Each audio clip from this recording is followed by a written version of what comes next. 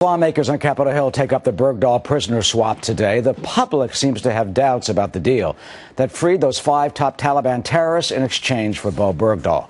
Take a look at some new polling by Pew Research and USA Today. It shows 43% of those surveyed believe the swap was wrong. 34% say it was the right thing to do. Well, an earlier Fox News poll found that even more people disapproved of it, 47%, but 45% did seem to back the deal. Well, a House briefing last evening ended with even more dissatisfied members of Congress, and it seems the Senate Intelligence Briefing, Armed Services Committee briefing that just broke up a few moments ago, well, that also failed to quell the outrage. Joining us now is Ellison, Barber, staff writer at the Washington Free Beacon. So they had this meeting last night, and the Senate Armed Services Committee just had a closed-door meeting that just broke up.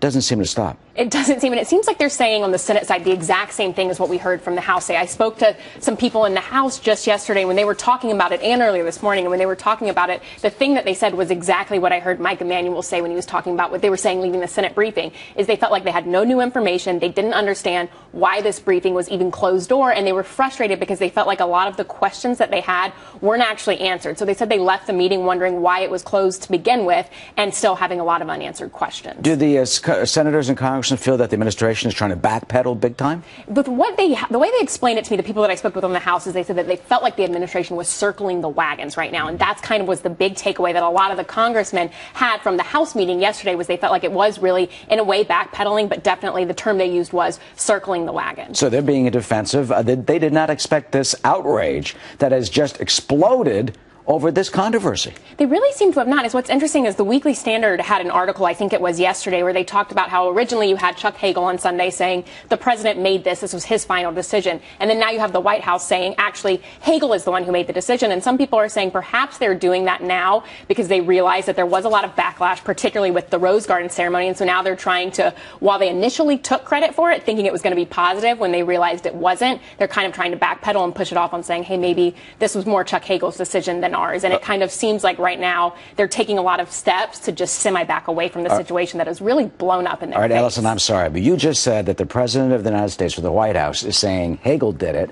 Hagel, the White House is saying the president did it, or vice versa. So the top leaders of this country are doing this, pointing the fingers at each other and blaming each other? That's what it seems like is happening, and that's what we're seeing in different reports like the Weekly Standard that I mentioned. And you're also seeing them do that in different areas in terms of Harry Reid. You had Harry Reid say, I heard about this on Friday, and then someone from the administration said, actually, no, we told him when everybody else found out. And then you had, I think, his press secretary, Harry Reid's press secretary, send out a tweet saying, well, this is awkward. The administration is confused. Well, someone apparently is lying. If Harry Reid says he knew Friday, the White House says that's not true. Right. There are inconsistent stories that seem to be happening within people that you think normally align with Democrats. They're coming out and they're saying either they're uncomfortable with this, and they're also pushing back on kind of some of the narrative that we're hearing come out of the White House in terms of when they were told and if it was appropriate and whether or not they needed to give Congress that 30 days notice, or if it had been discussed before early enough to where they didn't have to worry about it. Let alone, was his life in danger? He was in really poor health, and when he gets released, he seems to be in good health, blah, blah, blah, blah.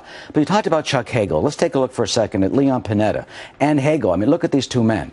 Both sides of this issue. Leon Panetta now is really kind of like the new Clark Clifford, the Washington wise man, CIA director, Secretary of Defense. He was always against this deal. He was in Pittsburgh, raised questions about it.